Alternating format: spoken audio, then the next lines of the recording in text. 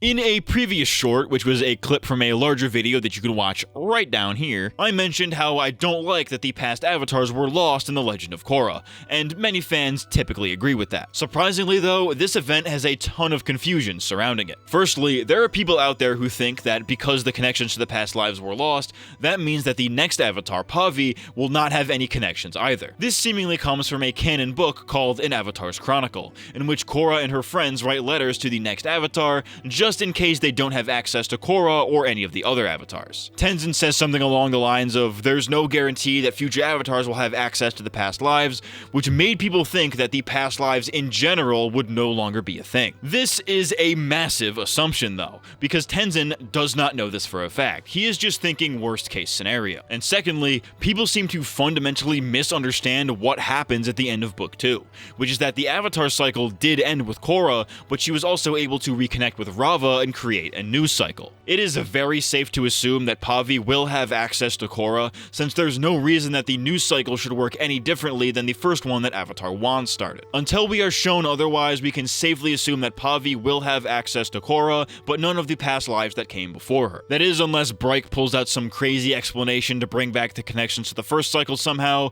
which would open up a whole other can of worms, another thing, but whatever.